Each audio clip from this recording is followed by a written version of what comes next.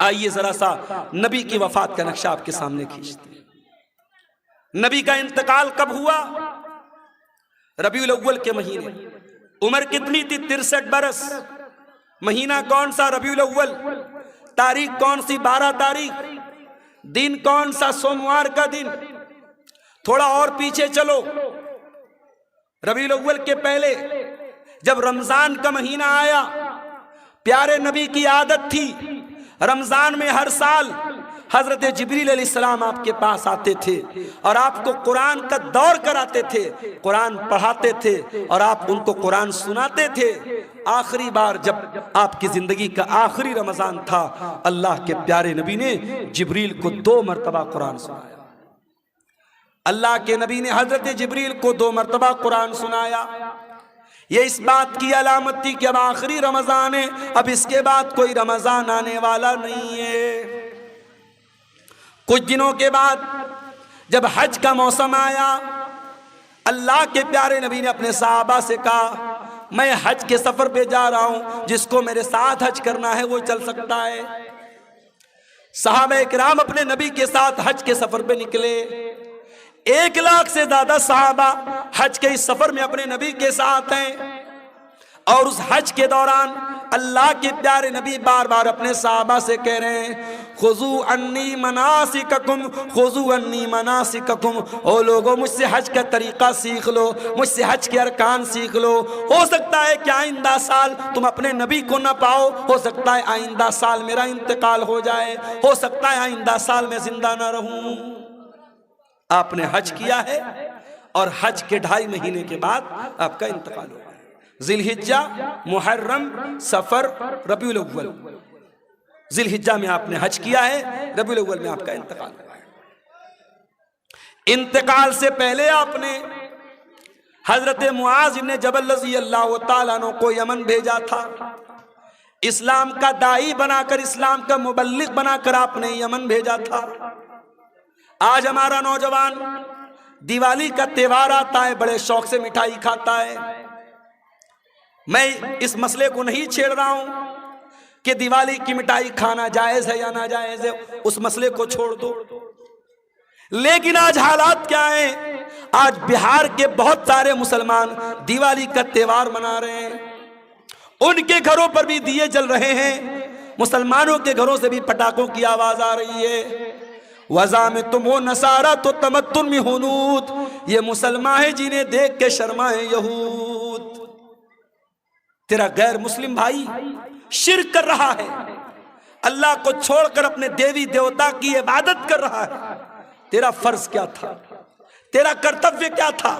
तेरी ड्यूटी क्या थी कि तू तौहीद समझाता, तू शिर्क से मना करता, तू बताता ये महापाप है, ये गुनाह है, अल्लाह ही हमारा पालनहार है, अल्लाह ही हमारा माबूद है।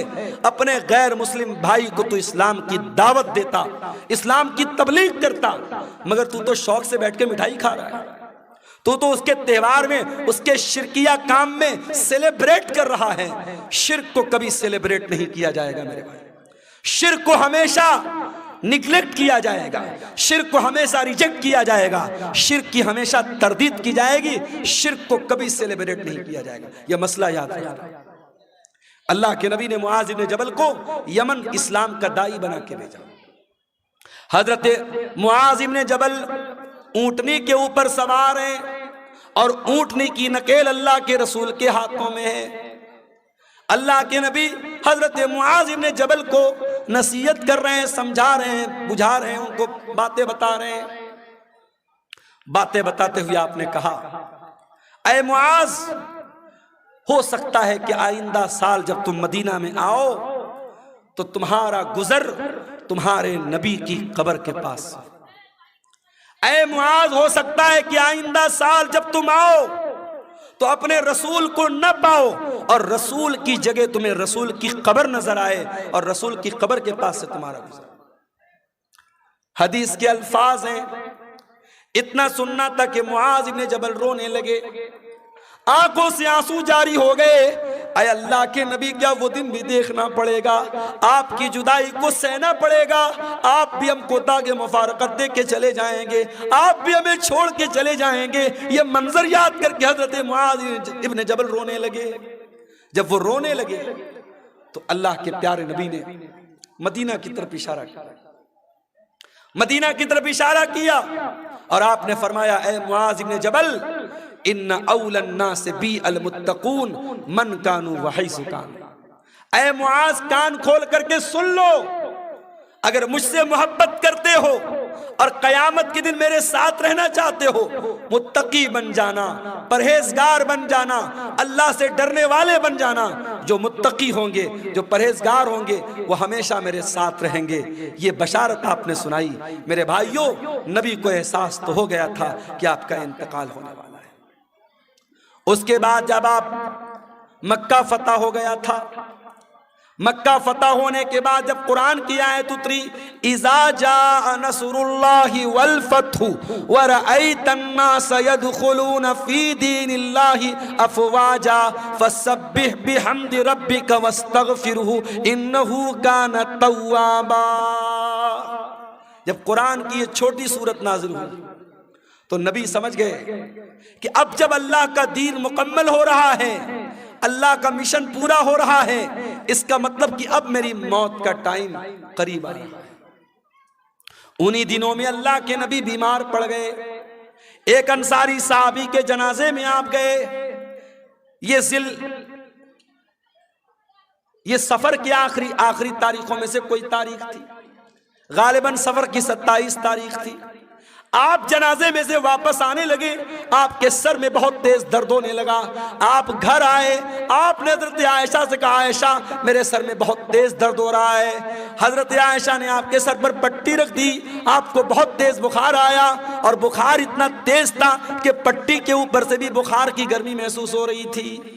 ये बुध का दिन था, ये बुध का दिन था और सफर की आखिरी तारीखों में से कोई तारीख थी। यही से अल्लाह के नबी की बीमारी का आगाज हुआ। अल्लाह के प्यारे नबी को खैबर के मौके पर एक यहूदी औरत ने गोश्त में जहर मिला करके खिलाया था। उस गोश्त का असर 4 साल के बाद जाहिर हो रहा था। आप हजरत आयशा से कहते थे, अय आयशा, वो गोश्त जो मैंने खैबर में खाया था, उसके अंदर जो जहर मिला था, उस जहर का असर मैं अपनी अतड़ियों के अंदर पाता हूं, अपने मैदे के अंदर पाता हूं। उस जहर का असर आपने अपनी बॉडी पर महसूस किया। उसी बीमारी के अय्याम में एक दिन अल्लाह के प्यारे नबी खुतबा देते हैं। सहाबे किराम का मजमा बैठा हुआ है, अल्लाह के प्यारे नबी खुतबा दे रहे हैं और खुतबे में आप कहते हैं, इन्नल्लाह खय्यरा अब्दन, अल्लाह ताला अपने एक बंदे को इख्तियार दे रहा है, अपने एक बंदे को चॉइस दे रहा है कि ऐ मेरे बंदे, तू चाहे तो दुनिया की नेमतों को ले ले और चाहे तो तू मेरे पास आ जा और उससे अच्छी नेमतें मैं तुझको दे दूं। तो अल्लाह के उस बंदे ने अल्लाह के पास जाने को पसंद कर लिया। अभी इतना बयान किया था आपने कि अबू बकर सिद्दीक ज़ारो कतार रोने लगे और रोते हुए कहने लगे, फदैना कभी आबाइना व उम्महातिना, हमारे माँ बाप के ऊपर फिदा हो जाएं, हमारे माँ बाप पर कुर्बान हो जाएं। अबू सईद खुदरी कहते हैं, हमें बड़ी हैरत हुई कि अल्लाह के प्यारे नबी तो एक कॉमन बात बता रहे, एक आम बात बता रहे हैं, इसमें रोने की क्या बात है? ये अबू बकर क्यों रो रहे हैं और रोते रोते ये क्यों कह रहे हैं कि हमारे माँ बाप के ऊपर कुर्बान हो जाएं? मगर हमको बाद में पता चला कि अल्लाह के प्यारे नबी अपनी बात कर रहे थे कि अल्लाह ताला मुझको अपने पास बुलाना चाहता है। उसी खुतबे में आपने कहा, ऐ लोगों, कान खोल करके सुन लो, मेरे ऊपर सबसे ज्यादा अगर किसी का एहसान है, उसके माल का, उसके टाइम का सबसे ज्यादा अगर किसी ने एहसान किया है, अबू बकर सिद्दीक ने किया है। ओ लोगों, अगर मैं दुनिया में किसी को खलील बनाता, अबू बकर को खलील बनाता, मगर मैं अल्लाह का खलील हूं, अल्लाह ने मुझे अपना खलील बनाया है। ऐ लोगों, मस्जिद में जितने लोगों के दरवाजे खिड़कियां हैं सब बंद कर दिए जाएं, सिवाय अबू बकर के घर के दरवाजे के। अबू बकर का जो दरवाजा मस्जिद में खुलता है उसको बंद न किया जाए, वो दरवाजा ओपन रहेगा, वो दरवाजा खुला रहेगा। ये नबी के आखिरी दिनों की बात है मेरे भाई। सोमवार के दिन आपका इंतकाल हुआ, बुध का दिन आया। बुध के दिन आपने सहाबा से कहा कि 7 अलग अलग कुएं का पानी लाया जाए। 7 अलग अलग कुएं का पानी लाया गया। अल्लाह के प्यारे नबी ने गुस्ल फरमाया। गुस्ल करने के बाद आपने अपने सर के ऊपर पट्टी बांधी और आप मस्जिद में आए और मिंबर पर चढ़े और आपने खुतबा दिया। और उसी खुतबे में आपने फरमाया कि ओ लोगो, मेरे अंसारी साहबा, मेरे अंसार साहबा के साथ तुम कभी गलत सलूक मत करना। इन्नहुम करशी व ऐबती, ये मेरे बड़े खास लोग हैं, इन्होंने बड़ी कुर्बानियां दी हैं। अगर कभी तुम अमीर बन जाना, मुसलमानों के जिम्मेदार बन जाना, तो अंसार साहबे किराम के साथ अच्छा सलूक करना। वो अगर भलाई करें, उनकी भलाई को कबूल कर लेना। अगर उनसे गलती हो जाए तो दरगुजर कर देना, माफ कर देना। जुमेरात का दिन आया, नबी ने ज़ुहर पढ़ाई, नबी ने असर पढ़ाई, नबी ने मगरिब पढ़ाई। और मगरिब की नमाज में आपने सूरतुल मुरसलात की तिलावत की। इशा का टाइम आया, हजरत बिलाल आए। अय अल्लाह के नबी, नमाज का टाइम हो चुका है, लोग आपका इंतजार कर रहे हैं। आपने कहा पानी लाओ, पानी लाया गया। आपने गुस्ल किया। गुस्ल करने के बाद आप खड़े हुए, थोड़ी दूर आगे बढ़े, चक्कर खा के गिर पड़े। होश आया, पूछा सल्लन्नास, क्या नमाज हो गई? लाहुम यंतज़िरूनका या रसूल अल्लाह, अय अल्लाह के नबी, लोग आपका इंतजार कर रहे हैं, अभी नमाज नहीं पढ़ी लोगों ने। फिर आपने गुस्ल किया, फिर आप उठ करके जाने लगे, फिर गशी तारी हो गई, फिर गिर पड़े। 3 बार ऐसा हुआ। 3 बार चक्कर खा के अल्लाह के प्यारे नबी गिर पड़े जमीन के ऊपर। जब 3 बार ऐसा हो गया और आप समझ गए कि अब मेरी तबीयत मस्जिद में जाने लायक नहीं है, तो आपने कहा कि जाओ अबू बकर से कहो वो लोगों को नमाज पढ़ाए। लोग हजरत अबू बकर के पास आए, चलिए आप नमाज पढ़ाइए, अल्लाह के नबी का ऑर्डर है। अबू बकर बड़े नरम दिल आदमी थे, बड़े रहम दिल आदमी थे। उन्होंने हजरत उमर से कहा कि ऐ उमर, आप जा करके नमाज पढ़ा दीजिए। हजरत उमर ने कहा नहीं, अल्लाह के नबी ने आपको परमिशन दी, आप चल करके नमाज पढ़ाइए। 17 टाइम की नमाजें नबी की जिंदगी में, नबी की आखिरी अय्याम में अबू बकर सिद्दीक ने पढ़ाई। जुमेरात के दिन की इशा की नमाज, जुमा की 5 टाइम की नमाज, शनिचर को 5 टाइम की नमाज, इतवार को 5 टाइम की नमाज और सोमवार की फजर की नमाज। ये टोटल 17 नमाजें हजरत अबू बकर सिद्दीक ने अल्लाह के प्यारे नबी की जिंदगी में आखिरी दिनों में पढ़ाई थी।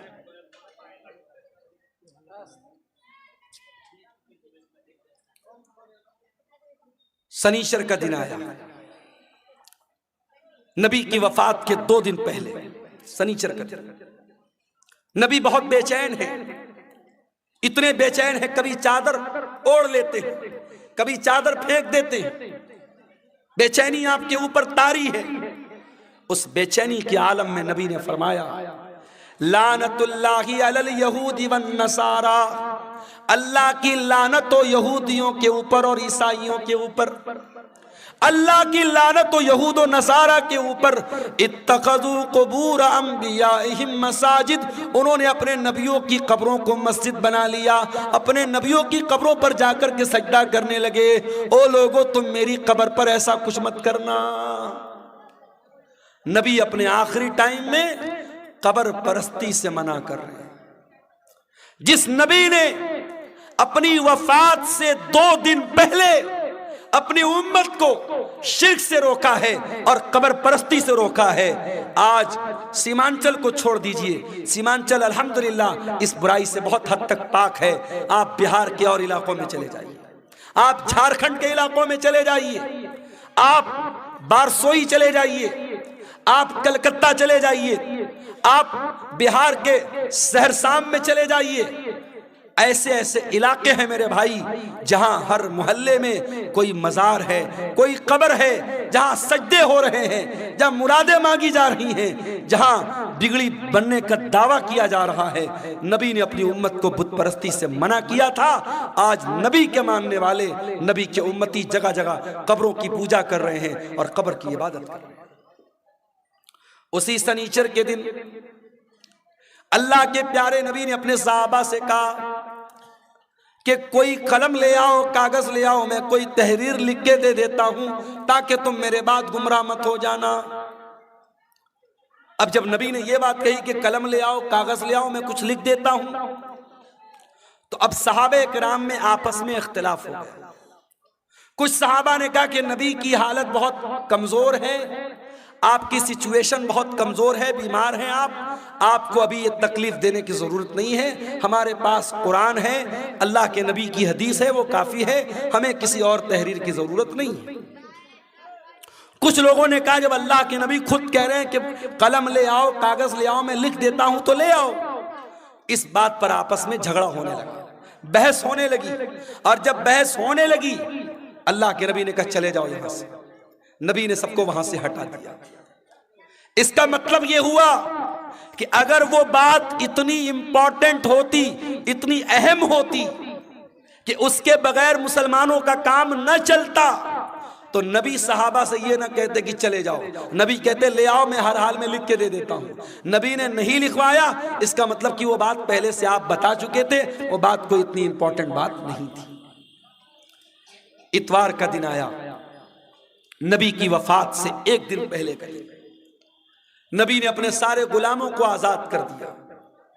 नबी के घर में जितने हथियार थे, तलवार थी, ढाल थी, ज़रा थी, सब आपने मुसलमानों के लिए वक्फ कर दिया। इतना ही नहीं, आपके घर में 7 दीनार थे, आपने उनको भी सदका खैरात कर दिया। इतवार का दिन गुजारने के बाद जब रात आई है और चिराग जलाने के लिए तेल की जरूरत पड़ी है, तो अम्मा आयशा कहती है मेरे पास तेल नहीं था, मुझे पड़ोसी से मांगना पड़ा, तब जाकर मोहम्मद रसूलुल्लाह के घर में चिराग जला है, रोशनी हुई। अल्लाह अकबर। मेरी प्यारी माँ और बहनों, आज आपका चप्पल आपकी पसंद का ना आए, आपका कपड़ा आपकी पसंद का ना आए, आपकी पसंद की ज्वेलरी आपका शौहर ना लाए, तो मियाँ बीवी में झगड़ा हो जाता है। बीवी कह देती है अरे जाइए, आपके साथ तो शादी करके मैं फंस गई, शादी करके फंस गई आपके साथ, आप तो कभी मेरी पसंद का सामान नहीं लाते हैं। आज शौहर अपना दिल और कलेजा निकाल के रख दे, तब भी बीवी खुश नहीं होने वाली। वो एक लतीफा है ना कि एक मौलवी साहब थे, बहुत अच्छी तकरीर करते थे, बहुत पब्लिक उनकी बड़ी इज्जत करती थी, बड़ा लोग एहतराम करते थे, और घर में जो उनकी घरवाली थी वो उनकी इज्जत ही नहीं करती थी, उनको मानती नहीं थी। तो एक दिन उनकी घरवाली ने कहा अरे सुनते हो, रात मैंने ख्वाब देखा एक बुजुर्ग हवा में उड़ रहे हैं, एक बुजुर्ग को देखा मैंने कि हवा में उड़ रहे हैं। मैं तो देख के बड़ी अचंभित हो गई, हैरान हो गई। तो मौलवी साहब ने कहा कि अरे पागल, वो बुजुर्ग मैं था जिसको तुमने हवा में उड़ते हुए देखा था। कहा अच्छा आप थे, इसीलिए थोड़ा टेढ़ा टेढ़ा उड़ रहे थे, सीधा नहीं उड़ रहे थे। तो बीवी कभी शौहर की तारीफ करने को तैयार नहीं होती है, ये मिजाज होता है मेरे भाइयों बीवियों का। लेकिन आप देखिए नबी की बीवियों ने कैसी जिंदगी गुजारी। नबी ने अपनी बीवियों को कोई लग्जरी लाइफ नहीं दी, कोई शानदार घर नहीं है, कोई शानदार कपड़ा नहीं है, कोई शानदार फर्नीचर नहीं है। नबी की हयात का आखिरी दिन है और नबी के घर में जो चिराग जल रहा है, चिराग की बत्ती का तेल भी उधार मांग के लाया गया है। सोमवार का दिन आता है, नबी अकरम की जिंदगी का आखिरी दिन है। अल्लाह के प्यारे नबी फजर की नमाज का टाइम होता है, बिस्तर से उठते हैं, अपने कमरे के दरवाजे पर आते हैं, पर्दा हटाते हैं, सामने सहाबे किराम नमाज पढ़ रहे हैं, अबू बकर सिद्दीक नमाज पढ़ा रहे हैं और सहाबे किराम नमाज पढ़ रहे हैं। ये मंजर देख करके अल्लाह के नबी बहुत खुश होते हैं और आपके चेहरे पर मुस्कुराहट आ जाती है। आप जब मुस्कुराने लगते हैं तो सहाबे किराम नमाज की हालत में अपने नबी की मुस्कुराहट को महसूस कर लेते हैं। सहाबे किराम समझ जाते हैं कि अल्लाह के नबी अपने कमरे के दरवाजे पर आए हैं। सहाबे किराम ताली बजाने लगते हैं, लुकमा देने लगते हैं हजरत अबू बकर सिद्दीक को कि जल्दी से पीछे चले आओ, अल्लाह के नबी आ चुके हैं। लेकिन जब अल्लाह के नबी ने महसूस किया कि सहाबे किराम चाहते कि मैं इमामत कराऊं, तो आपने इशारा किया कि नमाज पूरी करो, और उसके बाद आपने पर्दा गिरा दिया। ये आखिरी नजर थी, सहाबा कहते हैं आखिरी दीदार था जो हमने अपने नबी का किया था। फजर का टाइम खत्म हुआ, चाश्त का टाइम शुरू हुआ, सूरज आसमान की तरफ बुलंद होने लगा। जैसे जैसे सूरज बुलंद हो रहा है, चाश्त का टाइम हो रहा है, मुहम्मद रसूलुल्लाह की तकलीफ बढ़ रही है। मेरे भाई, आपने अपनी बेटी हजरत फातिमा को बुलवाया। हजरत फातिमा ने आकर के अपने बाप को तकलीफ में देखा, फरमाया वाह करबा अबता, हाय मेरे अब्बा जान की तकलीफ। आपने फरमाया लईसा अला अबी की करबुन बादल यौम, ऐ मेरी बेटी फातिमा, आज के बाद तेरे बाप के ऊपर कोई तकलीफ आने वाली नहीं है, आज तेरे बाप की जिंदगी का आखिरी दिन है। एहसास हो गया था कि आज आखिरी दिन है। फिर आपने हजरत फातिमा के कान में कहा, ऐ फातिमा, मैं बहुत जल्द दुनिया से जाने वाला हूँ, मैं छोड़ करके तुमको दुनिया से जाने वाला हूँ, तेरा बाप तुझसे जुदा होने वाला है। ये सुन करके हजरत फातिमा की आंखों से आंसू आ गए। फिर आपने उनके कान में फरमाया, ऐ फातिमा, मेरे अहले बैत में, मेरे घर वालों में सबसे पहले तुम मुझसे मिलोगी, तुम्हारा इंतकाल सबसे पहले होगा, और ऐ फातिमा, तुम तमाम जन्नती औरतों की सरदार बनोगी। जब हजरत फातिमा ने यह सुना, उनके चेहरे पर मुस्कुराहट आ गई। आपने हसन और हुसैन को बुलाया, उनकी पेशानी को चूमा और लोगों से कहा कि मेरे ये नवासे हैं, इनका ख्याल करना, इनके हुकूक का ख्याल करना, इनके साथ कोई जुल्म न होने पाए।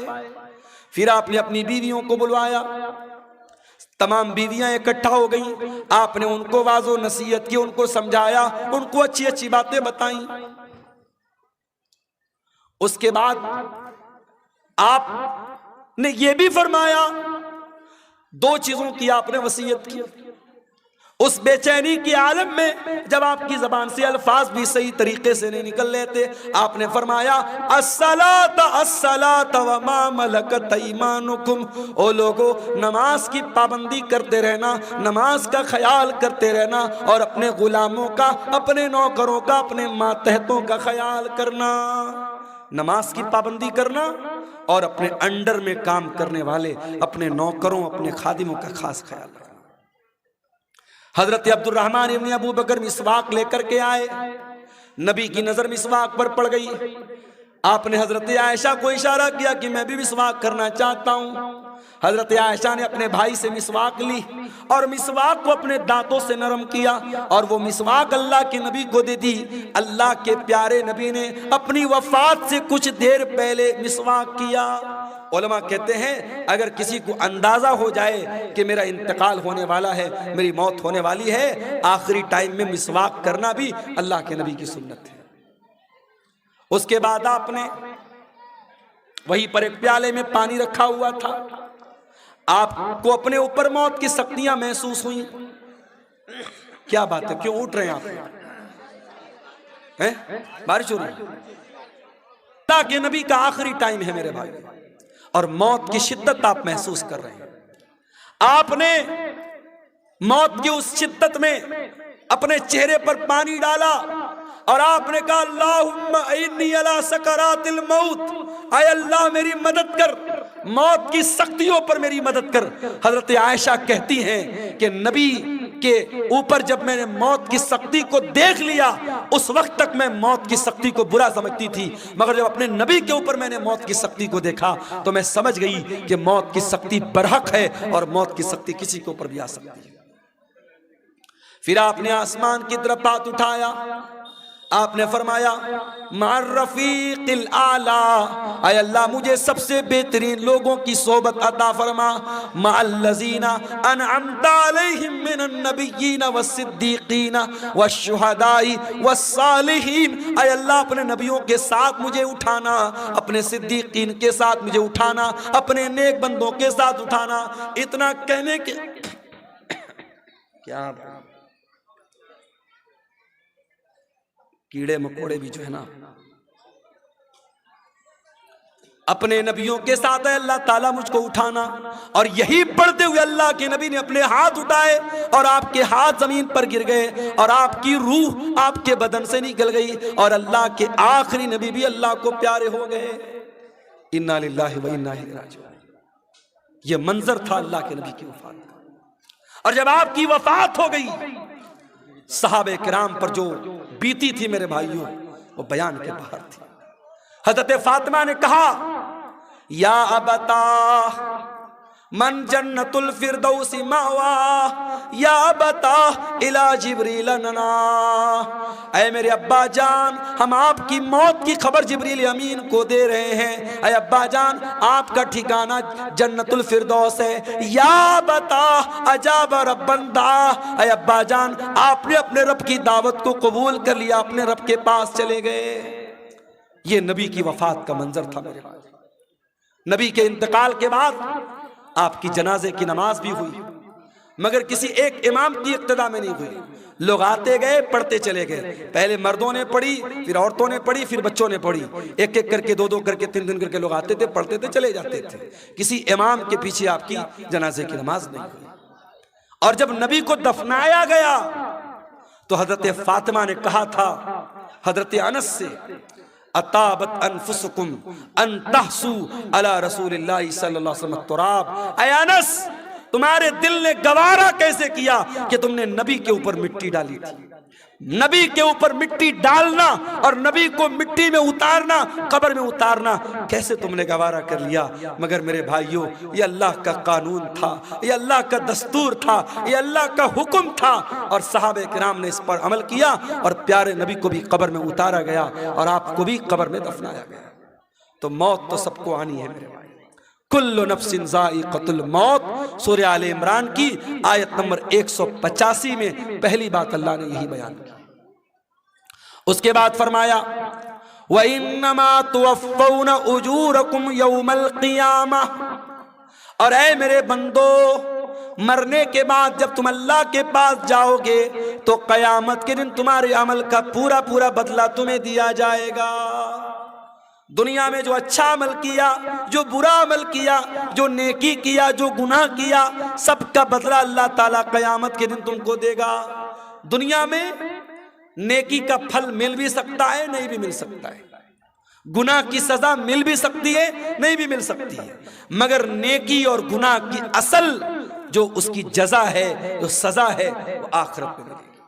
दुनिया दारुल अमल है, आखिरत दारुल जजा है। यहाँ अमल करोगे, यहाँ बदला मिल भी सकता है, नहीं भी मिल सकता है, लेकिन वहां बदला मिलेगा। व इन्नमा तुवफ़्फ़ौना उजूरकुम यौमल क़ियामा, तुम्हारे अमल का पूरा पूरा बदला तुमको क़यामत के दिन दिया जाएगा। ये दूसरी बात अल्लाह ने बयान की। और तीसरी बात, फमन ज़ुज़िया अनिन नारि व उदखिलल जन्नह, जिसको क़यामत के दिन अल्लाह ताला जहन्नम की आग से बचा लेगा और जन्नत में दाखिल कर लेगा, वही कामयाब होने वाला है। दुनिया में कितनी दौलत थी, कितना पैसा था, कितना नाम कमाया था, कितना स्मार्ट था, कितना हैंडसम था, उसकी बीवी कैसी होती, उसके बच्चे कैसे थे, ये हमारी नज़र में कामयाबी हो सकती है, मगर अल्लाह की नज़र में कामयाबी क्या है। फरमाया फमन ज़ुज़िया अनिन नार, क़यामत के दिन जिसके बारे में अल्लाह की अदालत में यह फैसला हो जाए कि इसको जहन्नम में नहीं डालना है, इसको जन्नत में डालना है, वही कामयाब होने वाला है। मेरे भाई, दुनिया में कोई IAS का एग्जाम पास कर ले, कोई IPS का एग्जाम पास कर ले, कोई पुलिस की भर्ती का एग्जाम पास कर ले, कोई टीचिंग के एग्जाम में पास हो जाए, अखबार में नाम आता है, घर वाले मिठाई बांटते हैं, मेरे बेटे ने नीट पास कर लिया, मेरा बेटा IAS के एग्जाम में पास हो गया, मेरी बेटी ने मेडिकल का एग्जाम पास कर लिया। जरा सोचो कितनी खुशी का लम्हा होगा जब कयामत के दिन अल्लाह की अदालत में यह फैसला होगा, मेरा ये बंदा पास हो गया, ये मेरा बंदा पास हो गया, इसको जन्नत में लेके जाओ। और उस इंसान के लिए कितना अफसोस का मकाम होगा जिसके बारे में यह फैसला होगा कि उसके बारे में अल्लाह कहेगा इसको जहन्नम में लेके जाओ। मेरे अजीजों, कामयाबी ये है, इस कामयाबी को हासिल करना है, इसके लिए हमें मेहनत करना है। जहन्नम से हम कैसे बच जाएं और अपने परिवार को हम कैसे बचा लें, इस पर हम मेहनत करें, इस पर हम काम करें, ये करने का काम है। इसीलिए अल्लाह कुरान में कहता है कू अनफुसकुम व अहलीकुम नारा, ऐ ईमान वालो अपने आप को और अपने घर वालों को जहन्नम की आग से बचाओ। दुनिया की आग से बचा लिया तो कौन सा कमाल किया। दुनिया की आग में इंसान एक बार जलेगा, जल के खत्म हो जाएगा, मगर कयामत के दिन की जो जहन्नम की गर्मी होगी मेरे भाइयों, वो बार बार जहन्नम की आग में इंसान को जलाया जाएगा, तड़पाया जाएगा। जहन्नम का अजाब सहन नहीं कर सकते हम, बर्दाश्त नहीं कर सकते हम। जब बर्दाश्त नहीं कर सकते तो कुरान कहता है जहन्नम की आग से अपने आप को बचाने की तैयारी।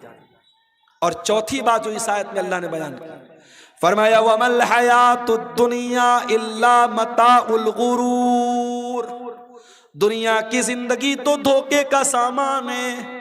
जिस दुनिया के चक्कर में पड़कर तुम अल्लाह को भूल के बैठे हो, जन्नत को भूल के बैठे हो, रसूल को भूल के बैठे हो, आखिरत को भूल के बैठे हो, ये दुनिया तो धोखे का सामान है। दुनिया तो धोखे का सामान है मेरे भाई। दुनिया ने आज तक किसी के साथ वफा नहीं की। बड़े बड़े राजा आए, महाराजा आए, अपने महल में सोने चांदी के बर्तन में खाते थे, आज कब्र के नीचे दफन हैं, उनके महल खंडर बन गए, उनका नामो निशान दुनिया से मिट गया। ये दुनिया बेवफा है, बेवफा थी और बेवफा रहेगी। दुनिया से इश्क मत करो मेरे भाई, दुनिया से इश्क मत करो। दुनिया गद्दार है, दुनिया बेवफा है। दुनिया की हैसियत क्या है? हारून रशीद बहुत बड़ा खलीफा है, अपने दौर के बहुत बड़े आलिम अल्लामा इब्न सम्माक के पास आता है और कहता है इमाम साहब, मैं अमीरुल मोमिनीन हूँ, मैं मुसलमानों का खलीफा हूँ, मैं चाहता हूँ कुछ नसीहत कर दीजिए, कुछ समझा दीजिए, कोई कीमती बात बता दीजिए। इब्न सम्माक ने कहा अमीरुल मोमिनीन बुरा मत मानिएगा, मैं बस एक सवाल आपसे करना चाहता हूँ।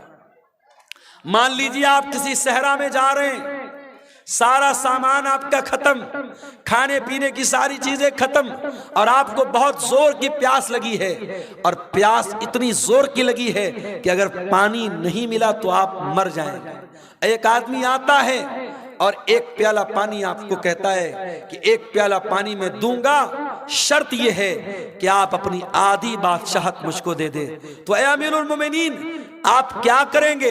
उसको बादशाहत दे देंगे और पानी लेकर के जान बचाएंगे या बादशाहत बचाएंगे? हारून रशीद ने कहा मैं बादशाहत दे दूंगा, आधी बादशाहत दे दूंगा और पानी ले लूंगा।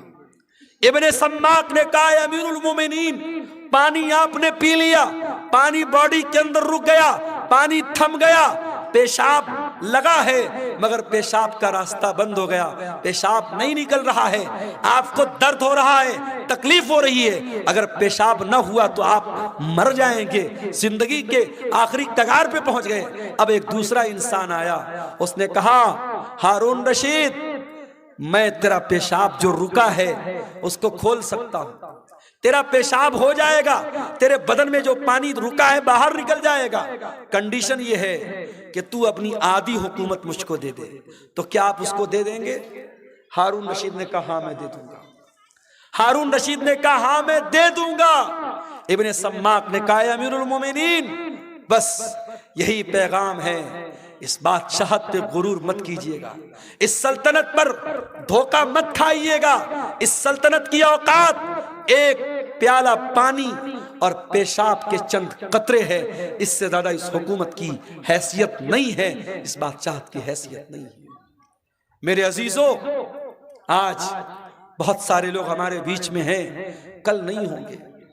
आज अपने पैसे पर आपको गुरूर है तो कान खोल के सुन लो, आपसे ज्यादा पैसा कारून के पास था। अगर आप गांव के प्रधान हैं, आप इलाके के मिनिस्टर हैं, अपने इलाके की बड़ी हस्ती हैं और आपको बड़ा नाज है कि साहब मेरा बड़ा नाम है, मेरी बड़ी शान और शौकत है, आपसे ज्यादा शान और शौकत फिरौन की थी। आपसे बड़ी बादशाहत नमरूद के पास थी, न नमरूद की बादशाहत उसके काम आई, न फिरौन की सल्तनत उसके काम आई, न कारून की दौलत उसके काम आई, न कौम आद की ताकत उसके काम आई, न कौम समूद का पावर उसके काम आया। मेरे प्यारे साथियों, अगर काम आने वाली कोई चीज है, अल्लाह का दीन काम आएगा, आपके नेक अमल आपके काम आएंगे, ईमान आपके काम आएगा, आपका अकीदा आपके काम आएगा। मेरे अजीजों, सूरह आले इमरान की आयत में 4 सबक हमें मिले। पहला सबक, मरना है, कुल्लु नफ्सिन ज़ाइक़तुल मौत, हर नफ्स को मौत का मजा चखना है। ये मदरसे वाले चंदे के लिए आपसे अपील कर रहे हैं, और आप इतने भी गरीब नहीं हैं 150 आप न दे सके, मगर आज नहीं दे रहे हैं, और जब मर जाएंगे तो बेटा क्या करेगा? जिंदगी में कभी बाप की तरफ से सदका नहीं किया, कभी बाप ने खुद सदका नहीं किया, मर गया तो बेटा क्या कर रहा है? बाप की तरफ से मदरसा बनवा रहा है, बाप की तरफ से ट्यूबवेल लगवा रहा है, माँ की तरफ से मस्जिद में कुरान दे रहा है। अरे जिंदगी में माँ बाप की कदर करो और जिंदगी में सदका खैरात किया करो। अल्लाह के नबी से पूछा गया, सबसे अफजल सदका कौन सा है, सबसे बेहतरीन सदका कौन सा है? आपने फरमाया, अंत सद्दका व अंत सहीहुन शहीहुन तक्शल फक्रा व तअमलुल गिना।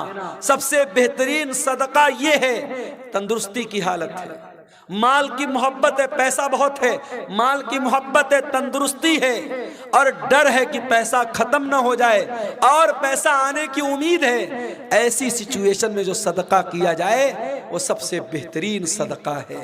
मेरे अजीजों, सदका खैरात करने के लिए, नेकी के काम में हिस्सा लेने के लिए मौत का इंतजार मत करो। मौत आएगी और पल भर में आपका फैसला कर देगी, मौत आपका काम तमाम कर देगी। इसलिए मेरे अजीजों, कुरान क्या कह रहा है? या अय्युहल्लज़ीना आमनू ला तुल्हिकुम अमवालुकुम वला औलादुकुम अन ज़िक्रिल्लाह। ऐ ईमान वालो, तुम्हारा माल और तुम्हारी औलाद तुमको अल्लाह के जिक्र से गाफिल न कर दे। माल के चक्कर में कहीं अल्लाह को भूल न जाना, औलाद के चक्कर में कहीं अल्लाह को भूल न जाना। वमन यफ़अल ज़ालिका फ़उलाइका हुमुल खासिरून। और जो ऐसा करेगा बहुत नुकसान उठाएगा। व अनफ़िक़ू मिम्मा रज़क़नाकुम मिन क़ब्ल अन यातिया अहदकुमुल मौत। और ऐ ईमान वालो, हमने जो रोजी दी है उसमें से खर्च करो इसके पहले कि मौत आ जाए। फ़यक़ूल रब्बी लौला अख़रतनी इला अजलिन क़रीबिन फ़अस्सद्दक़ व अकुन मिनस्सालिहीन।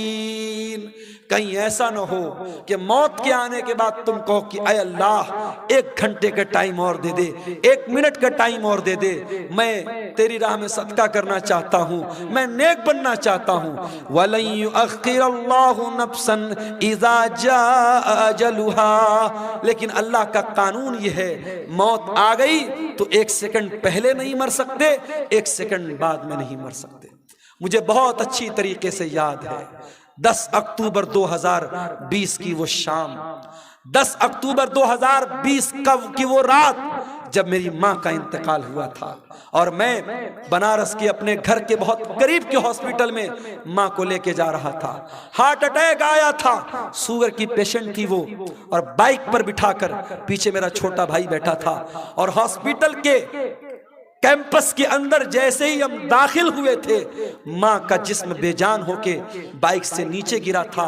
और जब हम लोगों ने सारे भाई वहां पहुंच चुके थे, और जब माँ को उठा करके हम लोग आईसीयू में लेके जा रहे थे, तो नेचुरल बात होती है, मरने के बाद इंसान की बॉडी का वजन बढ़ जाता है। वजन से अंदाजा लग गया कि अब रूह निकल चुकी है, अब मौत आ चुकी है।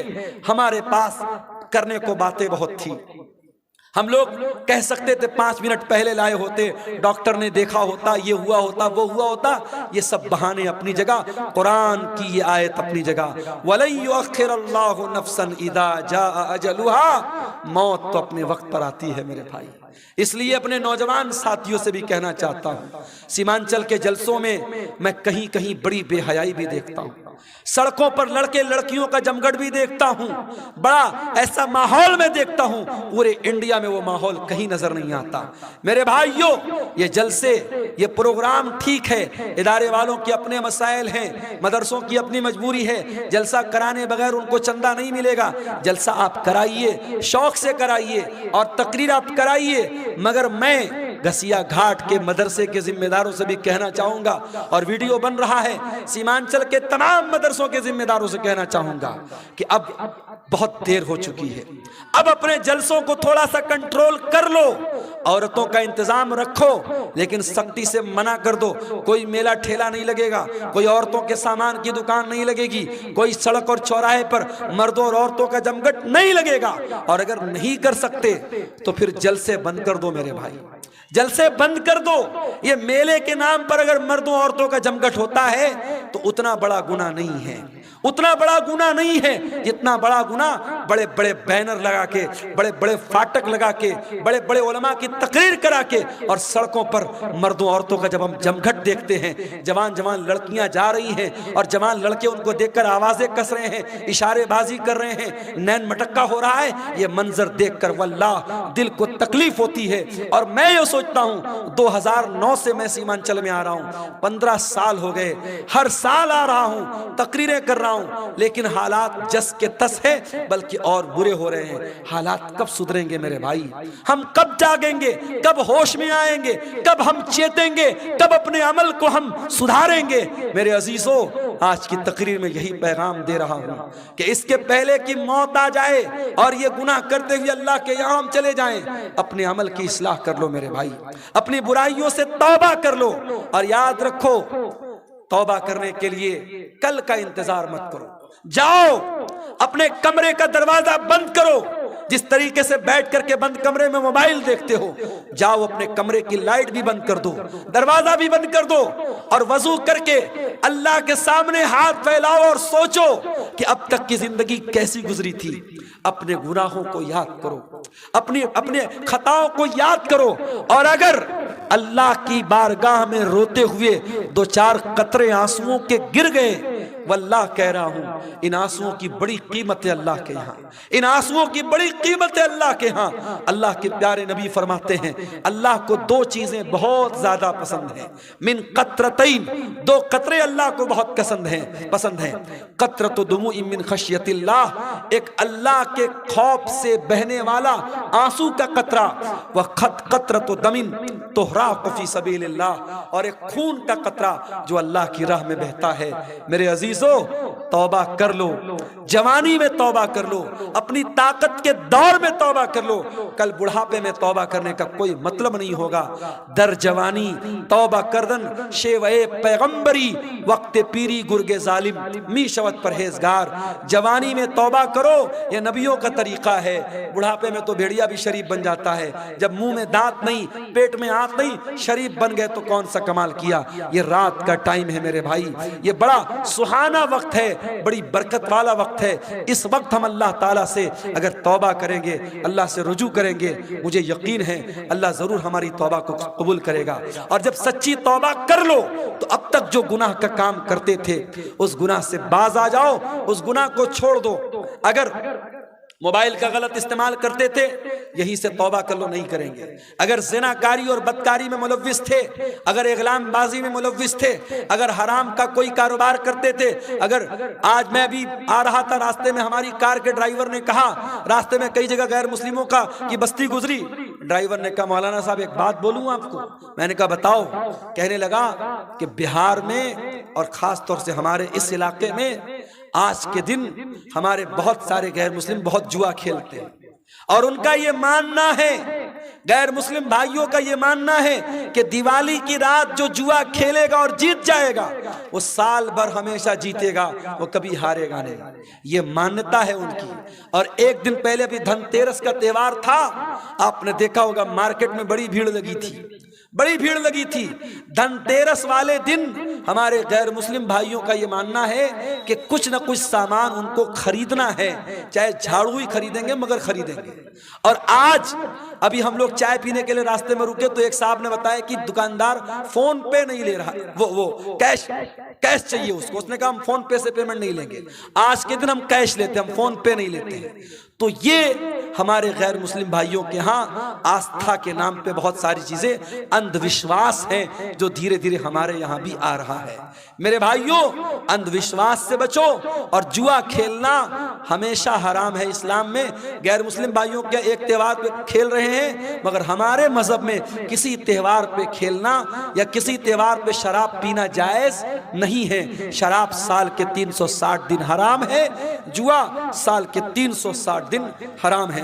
तो सूरह आले इमरान की इस आयत की रोशनी में चंद बातें मैंने रखी हैं और मैं अपने आप को बड़ा खुशनसीब समझता हूँ कि कारी अब्दुल बासित साहब, बड़ी मीठी आवाज़ थी उनकी, बड़ी मोहब्बत से बोलते थे। आज उनके बच्चों ने अल्हम्दुलिल्लाह अपने बाप की वरासत को संभाला है, मदरसे को चला रहे हैं। हमारी जिम्मेदारी बनती है, इलाके का पुराना इदारा है और एक बुजुर्ग ने उसको ज़िंदगी भर सींचा है, आज वो हमारे बीच में नहीं है, उनके बच्चे चला रहे हैं। हम इस इदारे को हम इसका ताउन करें। अल्लाह ताला हम सबको इसकी तौफीक अता फरमाए। हमारे यूट्यूबर भाई जो यहाँ आए हुए हैं, हर जगह ये भीड़ के छत्ता की तरह माइक को घेरे रहते हैं, आप हजरात से भी खुसूसी गुजारिश है, इदारे का ताउन करके खुसूसी आप जाएं, जो भी आपसे हो सके ज़रूर आप इस इदारे के इस कार्य खैर में हिस्सा लेकर के जाएं। और मैं पहले भी कहता हूँ, आज भी कहता हूँ कि आप तकरीरों को यूट्यूब पर अपलोड करें तो किसी किस्म के फजूल और फालतू